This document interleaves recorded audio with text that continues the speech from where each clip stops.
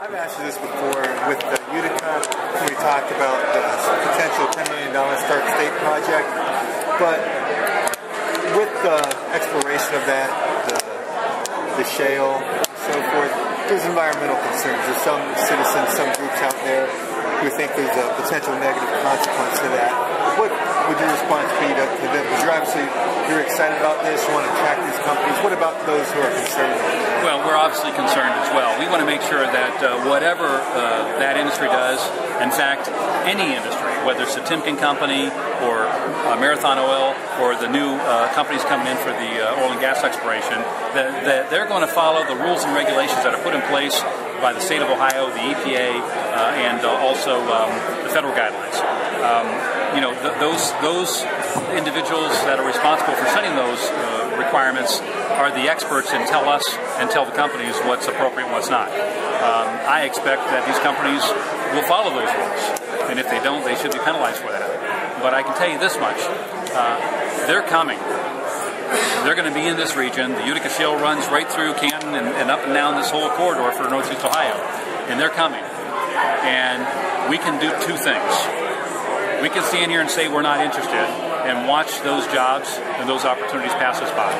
Or we can embrace this industry and be a part of it. Because it's much easier having a conversation with the leaders of these organizations if we're partnering with them and working with them than it is if I'm protesting them and tell them that we don't want them. There are thousands and thousands of new job opportunities that are going to be coming somewhere in Northeast Ohio. And tonight, we're staking claim and saying we want them here. I don't want them in Youngstown. I don't want them in New Philly or Dover. I want them here in Canton and Stark County. How many jobs are you projecting for Canton? You know, it's really interesting because just in the last several months, we have had the opportunity to talk to, and I've said dozens and dozens of companies. The Chamber of Commerce is working with a group. The Stark Development Board is working with another group. Fonda Williams and our economic team are working with another group. We've got people coming in so fast you can't keep up with them. And if we don't step up and try to take advantage of that, we're missing an opportunity. And I'm going to tell you something. When's the last time the city of Canton has had an opportunity for a new industry to emerge and evolve? 60, 80, 100 years? And we've watched that industry go on the downturn and we've had no backfill. This is the industry, and I believe this, that when you look back in time, 20, 30, 40 years from now, and you look back in time, this is going to be the turning point that helped turn around the city of Canton and move us back into the limelight. Do you agree with the Attorney General's call for more regulations on fracking? I believe that it needs to be regulated, absolutely. But I also believe that it's above my pay grade. I'll use that old quote. The fact of the matter is there are rules and regulations both at the federal level and the state level, and if the state believes that they need to be tighter regulations, then by all means get them in there. But I know one thing, that these companies are not going to stop production because of regulations. They will meet those regulations. And if they're told they have to go straighter or higher or more expensive, they'll invest. And they're coming. So we expect that any business that's in our community is going to be a good corporate citizen. That's not optional. That's an expectation. But I also know that we can have very, very good partners. Marathon Oil has been here for years, and they've been very good to our community. They've created lots of jobs, and they're in the oil and gas industry. And yet we don't pick at them or complain about them. We make sure that we partner with them and do what we can. The Timken company provides product for this industry. They're expanding, over $200 million invested into the city of Canton right now because of the oil and gas industry that's going to stabilize and create jobs here and make sure those jobs are here for years to come. There are many, many projects. You talk to advertising agencies. You talk to pipe companies and fabricators. And right now, we're seeing it. Look at the empty buildings the buildings downtown that were empty. That today have got people working in them, and they're leasing their contracts, and people are moving in. There are a tremendous amount of opportunities, and I want the industry to know that we want them here in Canton, Ohio, and we're going to do everything we can to make them feel comfortable, but they better know that they're going to have to do it following all the rules and regulations. Has Canton been in play, or is it in play, for the Baker Hughes project? Well, the Baker Hughes project has already been in the works and lined up for quite some time. However, I can tell you that when Massillon or North Canton or Louisville or or the city of Canton, when we land a company that brings in hundreds of jobs, everybody in the region benefits. Canton residents will be working, some absolutely, of them in that job. Yeah, absolutely. And we're seeing people that are working today that haven't had a job for 2, 3, 4 years because of what's happening in this industry. And so what we want to do is we want to embrace this and say, you know what, we're not going to fight you. We're going to partner with you, and we're going to try to make sure that it's all done right and it's going to benefit everybody. An hour well spent. Oh, thank you. I appreciate it. Excellent speech, sir. Thank you. Have a good evening. And what about, are there any in the works right now? We know about the field offices for Chesapeake, we know about the Stark State possibility. Any others that are percolating or close to cutting a deal, bringing some jobs here? The answer is yes. Okay. Timeline when that could happen? How many jobs? What type of? You know what? business? You never know. I mean, there are things that we thought were going to close 2 weeks ago that got jumbled. There's things that you don't think are going to happen for 3 months, and then you get a contract. I can tell you, there is a lot of activity right now, and we had a real estate agent in the room here who contacted me 2 days ago and said, "Hey, I just sold one of your buildings downtown." And it's a pretty significant building downtown. And it's being sold because of the opportunities and activities that are happening in the oil and gas industry. And it's going to be a great thing for the city of Canton. There are things like that happening literally every day. We got a call Monday. Monday was President's Day? Tuesday. We got a call Tuesday. Was that Monday this week? That was in February, right? No, I think that was a last week. last Last week. week. We got a call this past Monday. It's the first of the week. You're too busy, man. I know. Whatever the first day of this week was, whether it was Monday or Tuesday, it's just a holiday. We got a call this week. Let's put it that way. We got a call this week from an individual who says, "Hey, listen, I need a piece of property that has at least 200 acres. It's got to have access to rail. We need 1 million square feet of warehouse / laydown area, and I need you to get me pricing or get me information on that of whatever sites you might have. Get that to us in the next couple of days because we're moving fast." Hey, thank you very much. I want to get a copy of that though. Thanks. So that was just this, literally. And if you talk to Fonda Williams, nearly every day a new lead, a new call, a new opportunity comes in. We've been on the phone with the governor's office, with the Department of Development, Jobs Ohio. We've been on the phone with Cleveland Plus. We're involved with the Ohio Municipal League and the Summit County Mayors Association and the Northeast Ohio Mayors. And there's all these different things happening in regional projects and programs. And and that's just in the oil and gas stuff. I didn't even get into the international opportunities that we're seeing right now, into things that are happening. And right now there's 4 or 5 companies in Germany or in the European area around Germany that are tied to the oil and gas industry that have expressed interest in moving to this area. And we're trying to make arrangements to have those conversations to see if we can find sites for them in our area. What kind of projects are they? I think you've told me before it's not going to be like oil wells sprouting in the downtown Canton area, but are these going to be like manufacturing? These are to make technology? We're talking about now. What's happening with the oil and gas industry is Canton, as I mentioned in the speech, is the largest community in the central area of this Utica Shale process. We have a major artery north and south and east and west, and we have an airport, so it really makes us the focal point, which is why people are converging on Canton. I mean, okay, maybe they want to be in 10 miles south of Carrollton, or they want to be 5 miles north of Orville. There's nothing in those areas. So if they're going to set up offices and they're going to set up their headquarters and they're going to have facilities that are going to be the focal point to go out into the field, this Canton and Stark County is the prime locations, and that's why they're converging on us. And so, again, that's why we took claim, because we wanted to be able to say, yes, we understand, we're here, we're the focal point, and we want to reach out and grab the stuff and make it ours. And if we don't, maybe Youngstown will do it. And next thing you know, people start going there because they're becoming the folks that want to welcome them. Following up on Ed's earlier point about environmental concerns, think there's any benefit to be gained by the city of Canton to get these folks somewhat on board your larger project to form some kind of an environmental advisory board? Absolutely. In fact, we've looked at one of the things that we're looking at doing, and I mentioned it earlier last year, is a partnership that's going to allow us to bring a clean water R&D facility here in partnership with Stark State and some of the companies we're dealing with. And we've talked to some folks in the oil industry, in the oil and gas industry, and said, hey, perhaps you'd want to be a part of this because we understand the most valuable resource we have here is water. And we also understand that the biggest concern that the environmentalists have in reference to what they're doing is the contamination of water, both in the fracking water as well as the well water or aquifers. And what we thought was, wouldn't it make sense to work on R&D for finding solutions to these issues while we're also helping the industry develop? And so these are some of the conversations that we've been having, and I'm telling you, it's an amazing time for the city of Canton right now. Moving on to another topic, your prescription drug plan. Is that costing the city of Canton anything?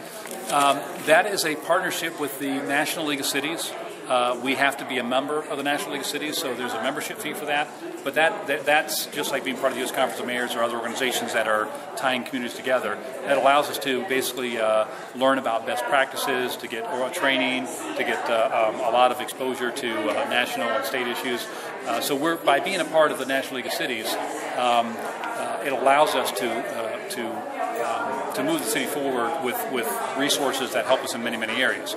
Because we're a partnership, they're the ones who basically orchestrated this program. We've tied into it, and there's no additional charge for us. The difference is the citizens need to be residents of the city. The city needs to be a paying member to the organization, and we are. What is that annual fee to be paid to be a member? I don't know. It's probably thousands or hundreds? Yeah, it could be.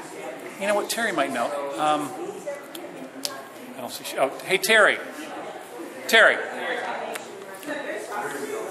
It might be like 5,000 or 6 or 4 or something. There's like there's different conferences that we're involved in. Do you know what the membership cost for the National League of Cities is? It's about 5. I think so, and I think is that the one that's based on population? Population. Right. They have a scale based on their population. Yeah. Roughly annually? Yeah, it's about 5,000. I mean, we could be off by a few hundred or something. Where's the discount come from? It's like a bulk buying type of thing? They're you know what? We've got us. Where was Pope from? The mayor I just met with. He was from Bedford Heights, I believe. Is that Bedford right? Heights, yes. Bedford Heights. The mayor of Bedford Heights is an officer. Copy of the address. The mayor of Bedford Heights is a member, an officer with the National League of Cities, and Bedford Heights. Yeah, he's an officer with the National League of Cities, and he met with me last year, and we were getting the information on it. It's taken us a while to kind of to get forward, and we were trying to figure out if it was something we want to do, how it worked. And he'll go through and give you a lot of specs and quotes. He'll tell you how much their community has saved. We'll get monthly or quarterly reports, if not certainly annual reports, that'll tell us exactly how much money our citizens have saved as a collective. And so once we start this program, we'll have those reports to say, hey, look, we've saved 5,000, 20,000. And the numbers that his small community has saved already in the last, I think he's been on it for 2 years now. We were not even aware of the program, but we found out about it. And you're not reinventing the wheel. It's being used elsewhere. Yeah, it's being used elsewhere. We're not the first ones on it. So we've got a track record. And when you look at the list of pharmacies that are already approved for it, it's including the Rite Aids and the Walgreens and the Walmarts and those types of things. But we also have the Davies Drugs and the All Care. They're all on it already. So we've got all the local pharmacies. If there's a pharmacy that's not on it, I don't know who they are, and if I find out about it, we can get them registered on it. What's the catch? Is there a catch in it? No catch. The catch is it's kind of like having a bulk insurance company or an insurance company with huge members. And our numbers for the city of Canton gets added to the other communities that have signed up and partnered with the program. And they have this mass buying power. And that grant program, moving on to the safety grant, that's no longer going to be through the Stark Community Foundation? No, we're doing that direct. And one of the reasons is because in order to use the grant money for safety, there are many rules and requirements that HUD and the CBG money allows us to do and not do. And so we have to make sure that we very closely monitor and manage that. And half of the money is coming from CDBG. The other half is coming from the forfeiture fund from the police department. And those dollars also have a whole different set of responsibilities and requirements The other thing that the CDBG dollars do is they limit where we can put it in because it can only go in CDBG areas. The forfeiture dollars from the police can be used anywhere in the city. So depending on the grant or depending on the location and the purpose, it may qualify on one side but not the other, or one location or the other. So we're going to have to very closely monitor and make sure that we meet all the federal guidelines. 100,000 total? 100,000 total, And yep. last thing, I can never imagine a day where Canton would be synonymous with anything more than football, more than the Pro Football Hall of Fame. Even with an iconic company like Timken, people think of football.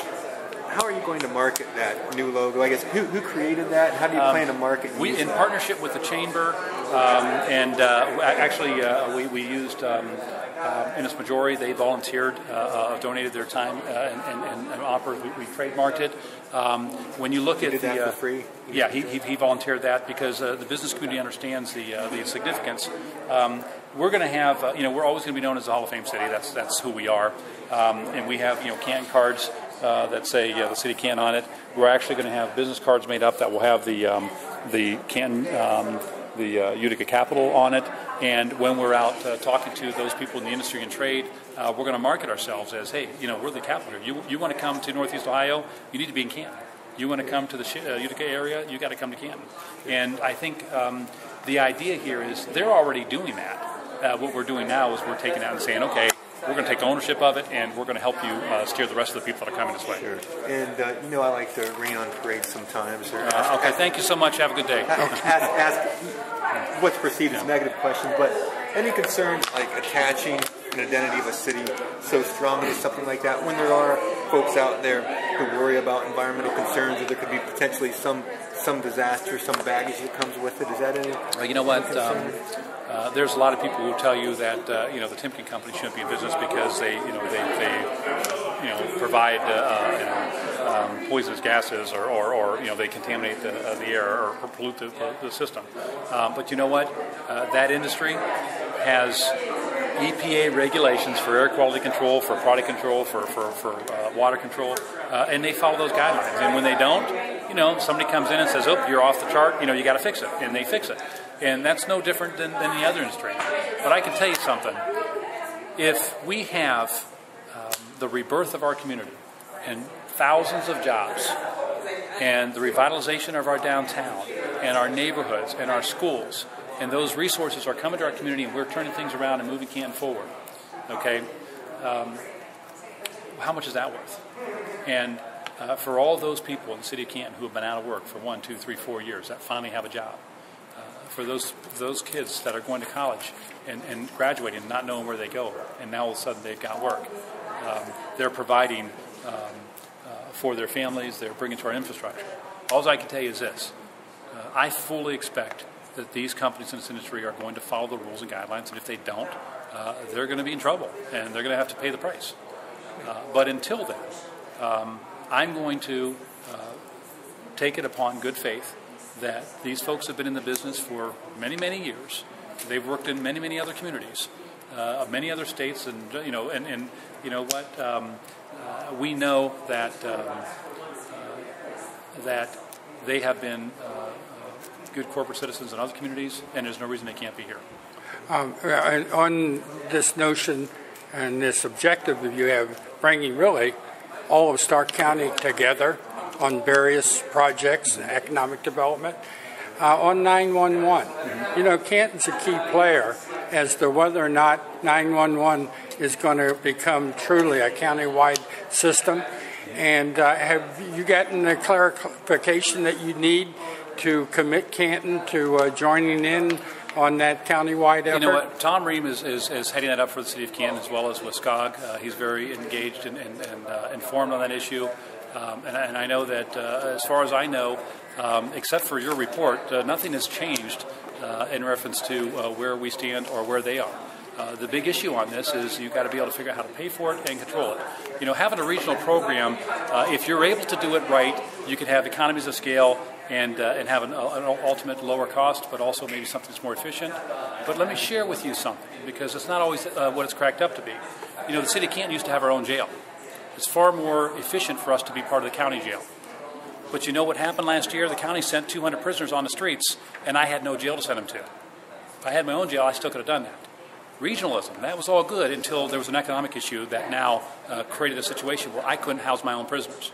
Okay, let's talk about the countywide crime lab. All right, do you know how that's funded?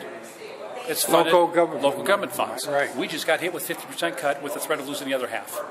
Okay, they don't know how they're going to make that work come January because they haven't figured out how to fund that department. It's a countywide system. We all agree a countywide system makes sense. Regional programming, right?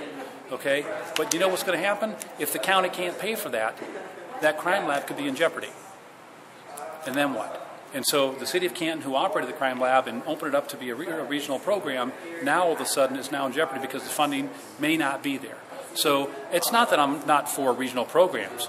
What I'm concerned about is the economic ability for these programs to be sustainable, and they have not figured out how to do that with this 911 system yet. And until they do, I've got a sustainable system with my city, and I've got the most state-of-the-art system, and I represent the city of Canton. I don't represent Stark County. I represent the city of Canton.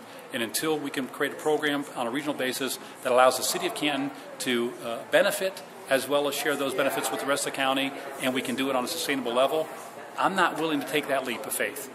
Okay, I'll do it when the time is right.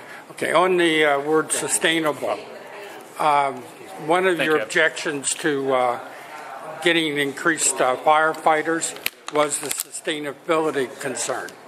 Is that a concern with the policemen that you're adding? No, I'm not sure what you're talking about. Pardon? What are you talking about? Well, the fire union chief came into a council meeting and said that there were these grants that were available to add firemen, and the city wouldn't use the money. And if I remember correctly, you said at a council meeting that it was too uncertain. You couldn't guarantee that those positions were going to be funded long term, and you didn't think it was sustainable. Is that the same factor with the police? Totally different circumstances. Totally different. Yeah. At the time last summer when this was going on, they were asking me to hire 15 firemen. Okay.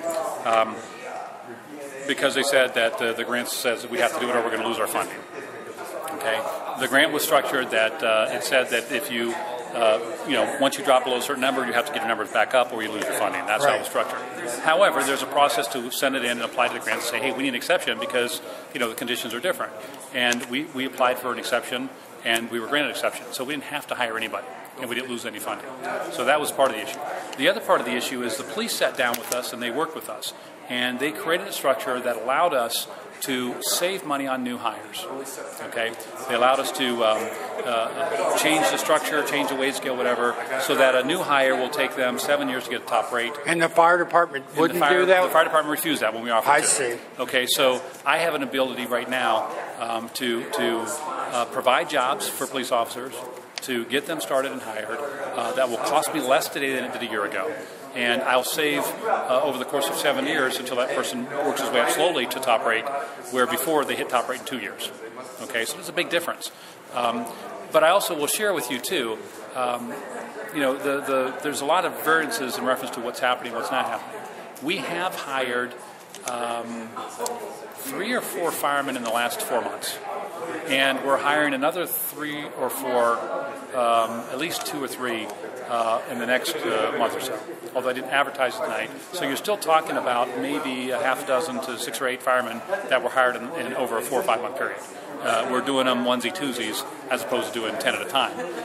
But it's a little bit different with the police training because the police training classes they have to go through, we can do blocks easier than we can with firemen. But that being said, we are still through attrition, having the numbers of policemen and firemen continue to go down. And just because we're hiring 10 policemen doesn't mean that a year from now we're going to have more policemen than we have today. We know that we've lost some, we know that we're going to lose some more, and this is really just helping us backfill. But the good news is we're losing a senior 30 or 25, 30-year police officer and at top rate, and we're bringing in a new cadet recruit at a much lower rate. So we are still reducing our budget for police even while we're adding these police officers. Same with fire? Yeah, the other thing that the police did, just so you know, is the police, through negotiations, allowed us agreed with us to reduce the number of supervisors. We had 44 supervisors in the police department when I started. That number is being reduced for attrition down to 30. Okay, that's 14 less, high-paid police officers that allow us to pay for more lower-ranked guys. The fire department refused when we asked them to let us reduce the number of supervisors. So how were you able to add piecemeal more firemen? Well, the difference is the police have it in their contract that they have the set number of supervisors in their contract. The fire department doesn't. And so we went to them with the same deal we gave to the police, saying, hey, if you allow us to reduce it, don't fight us on this, we'll be able to share this with you, give you guys a little bit of raise, allow us to bring guys in at a lower cost, allow us to eliminate the supervisors, we'll hire more guys now, and in return, you guys will get a little bit of a raise here, and the guys that are here will get the increase. They turned that down. The difference is I don't need their permission to be able to reduce the number of supervisors. And so we started that process, and we're in the process of going from 37 down to 30. In the fire department? In the fire department. I see. So in exchange for that's that, how you're paying for yes, the new in exchange firemen. for that, I'm allowed to do that. Plus, again, these guys, we had people leave through attrition, and we can backfill them. The ones we're hiring right now are still being paid by the grant through September. So that's part of the reason we're hiring the firemen, because they're getting paid through September. And the other part of that is because we're eliminating some supervisors. But in the end, we're still not going to have enough money come January to cover the resources or the needs that we have because of the proposed cuts from the state. And we have to go back to the drawing board and find another solution.